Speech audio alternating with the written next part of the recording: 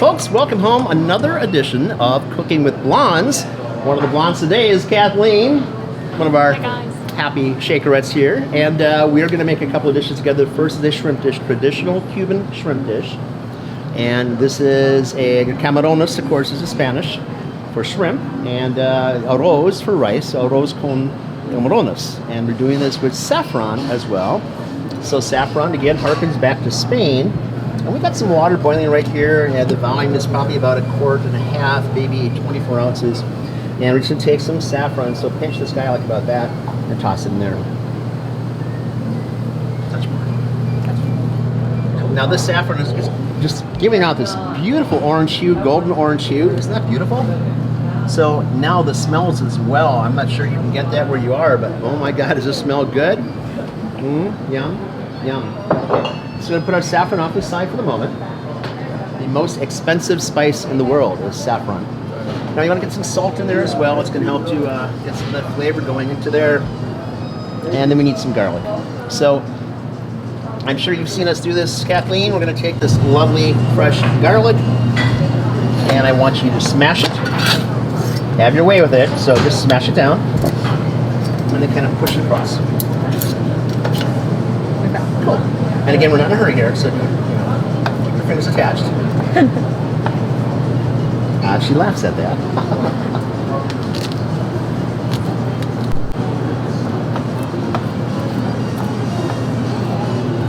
So I've got a little paprika here, and a little bit of garlic powder, quite frankly. We're not necessarily cheating, we're just enhancing the flavors. A little bit of salt here as well, although we have some in already.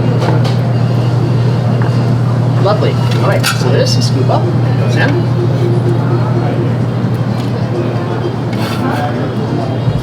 Oh, jeez. We're haunted, things happen. They jump out at you all the time. Holy cow. All right, so let's get ourselves some of this rice in there. So generally it's 2.5 times the amount of water to the amount of rice that you have. This is long grain rice. Now, there's 2 different ways that we do this dish, and one of them is to take the shrimp, and we boil them in here as well. And what that does, it gives it this great yield of shrimpy flavors. So we're going to keep 5 shrimp for the next dish we're going to do, which is going to be sauteed. These are U10 size. These are all Gulf of Mexico, so Caribbean. Just grab it like that, and just peel. So in your hand, take a shrimp, left hand, and the tail into your palm, right? Mm-hmm. And just peel away like that. Good. So I'll let you do those. This handy little paring knife here. We're gonna make a simple little slit right down the back. Okay. And this is the roe, fish eggs, shrimp eggs in this case. And we're just gonna pull that out. Now in many cuisines, leave that in because it's incredibly flavorful as the roe. Americans have an aversion to other things that might be there. You might have that little sand vein, euphemistically, as part of their intestinal tract, and they don't like that as much. So, as Julia Child would say, is that, you cook the whole thing, that's where the flavor is anyway, and you never make excuses for things. So we have these all ready at the same time. I'm going to toss them in. And I'm going to save the last 2 for you to clean, because I know you really want to. So, just like that, again, these are really darn clean as it is for the most part. So again, U10 size means under 10 per pound. So again, just grab it this way, and from the back, just pull it across. Okay? Okay. Don't go too deep. So when I teach people, I always see that there really is a Zen component that goes along with this, because in many ways, I like everything here to talk to me, whether it's going to be the produce, whether it's going to be the spices, whether it's going to be the proteins, the shrimp in this case, or anything else. That's good. I wouldn't worry about that at all. I don't know. I just don't know. Yep. So the other way, there's an alternate way to do this too, if I can, and that's to put them flat down like that, and then it's cut through like that. So again, whichever your comfort zone is, if you're kind of shaky, this might work better. Look at that, perfect. Right through the radius. Now that glue you want to get out of there. Okay. Shrimp goop.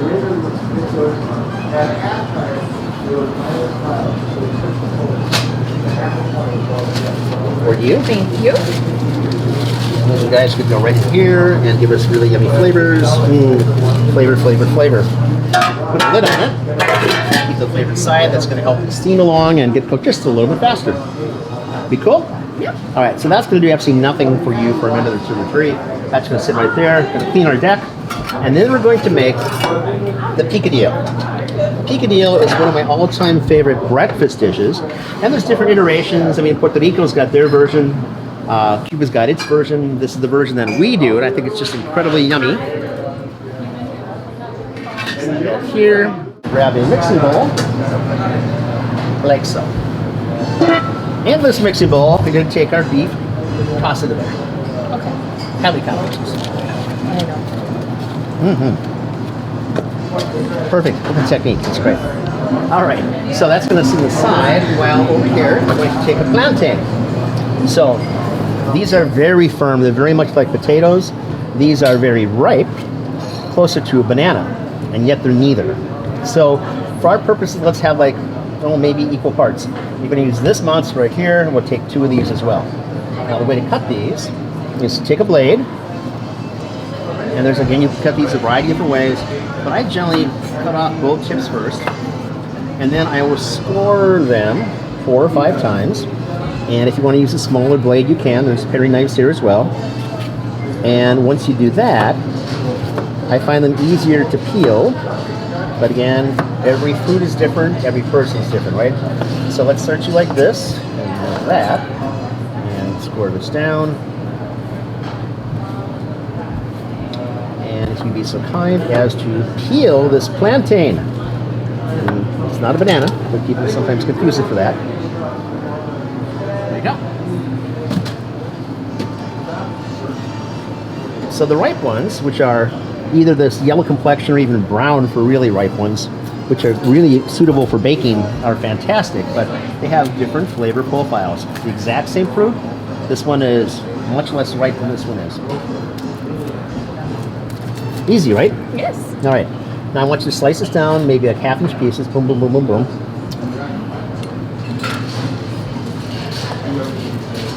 But you're not saying boom, boom, boom, boom, boom. Boom, boom, boom. Boom. Okay, we'll get there.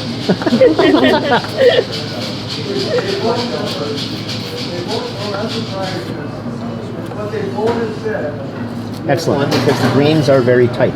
The cellulose is still ingrained into the flesh. So just to give you an experience what that's like.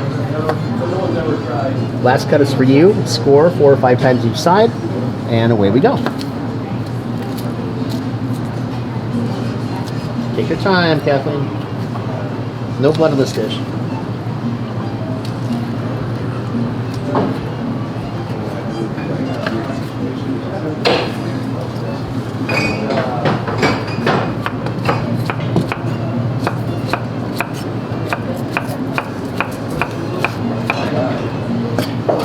Now, you could put this into a food processor, or we can just kind of mash it by hands. I like to mash it by hands. You could have bigger coarse pieces, certainly of the not ripe plantain, but I think that's all good. It works so well, it bakes together. It's just such a beautiful dish, in my mind. Now, we've already established that there is a consistent flavor profile that goes on with these things. So we have cumin, we have garlic, we have little black pepper, we have oregano, of course we have paprika, and salt. Yum and flavorful. Again, this is generally a breakfast dish, right? So as soon as you got that guy, a little hard that way, isn't it? It is. It definitely is. Yep. So I'm going to start this, but then I want you to get in here too, and I like using my hands. That's why God gave us these beautiful hands, whoever she is.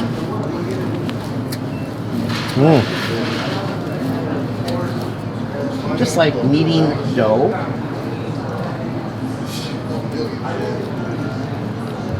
Squishy, gushy. So after you cut that guy down, you're next in this project, by the way. I'm ready. I often find that when people do use a food processor or a mixer, it gets to be so smooth, so unified that it loses the texture, it loses much of the flavor as well. So if you want it to be smoother consistency, then that's exactly what you do. Why don't you go ahead and cut those in half, though? Boom, boom, boom, boom. Okay. There's a sound effect.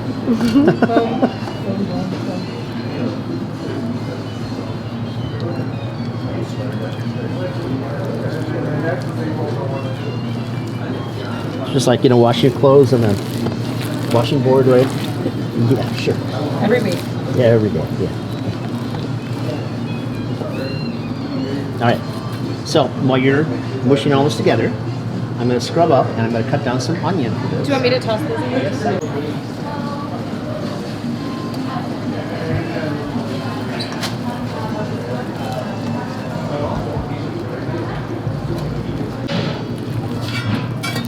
Now, as Kathleen is doing that, I can't help but tell you that this dish smells extraordinary. It does. The shrimp, the saffron, the garlic, yum. All right, so while she's got that going on, I'm taking down another onion. I call these yellow onions, or some people that call them brown onions. Either way, it's good with me.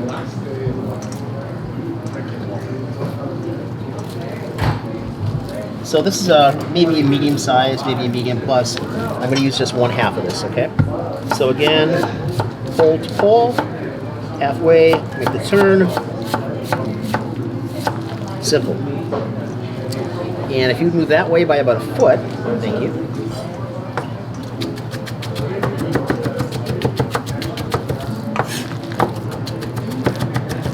And again, you can just put this in a food processor and mulch it all down together if you like. But I like the separate parts, not the homogeny.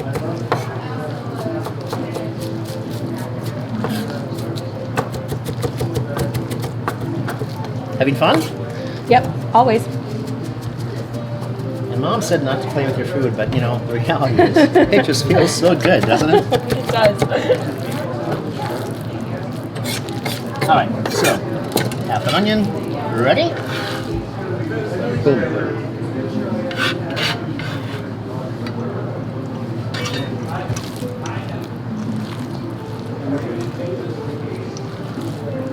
These are sweet banana chili peppers.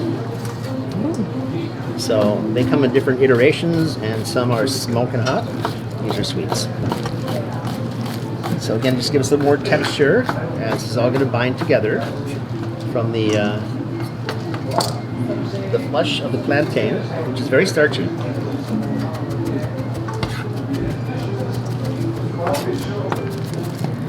The bench that I'm working on is over 120 years old. This beautiful 1894 building that we're in at Shakers. And candidly, it's got a couple little divots in here over the course of time, so it's not flush. And it can be a little challenge sometimes to get a flat enough surface to do this in. But there we are. More to play with. Yay! Yay! Yay! Cilantro.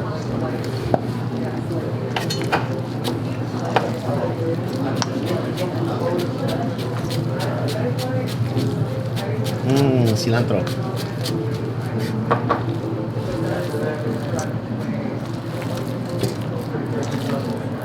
Just a little bit more salt. Potatoes, tomatoes, plantain, and a few other things really require additional salt to make them kind of come together. It just brings up all the flavor. It's just such a beautiful thing.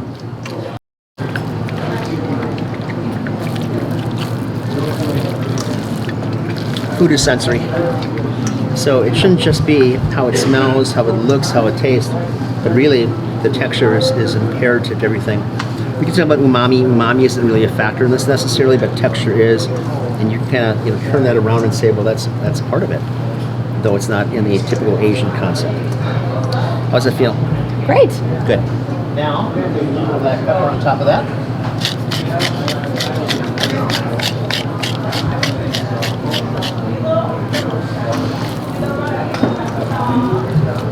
And that's your last mixy. I'm going to put it in here, going to kind of pat it in.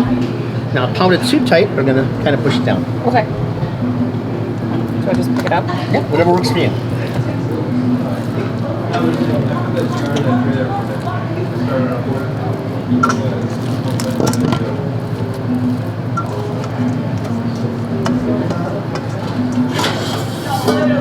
Perfect. Your hands work nicely. You can also take like the bottom of a pie pan and kind of squish it a little bit like that. Or either way is really cool. It's like going to Home Depot. You just got to get more toys sometimes. Just got to use them all, right? Get them all in play. Good.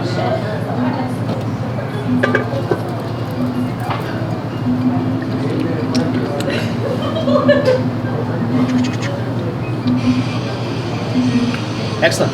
All right, so this will be picadillo. And when this is cooked, we're gonna bring this out of the oven and we're gonna take some eggs and we're gonna set the eggs up. So about halfway through, we're taking eggs and we're gonna just break eggs on this. You could probably get 6 eggs on here.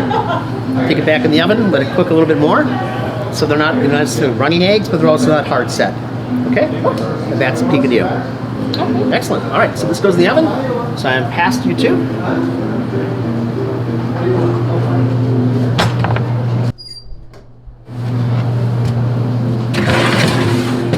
Happen to have that ropa vieja as well, and my lord, does this smell fantastic. All right, gonna head back over that way and check on the status of our shrimp dish. I often see people come back here and they'll just pick up the pan. Ouch, don't do that. There's a towel.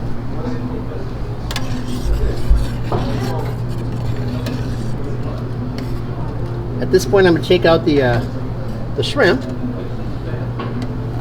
At this point, you're gonna take out the shrimp.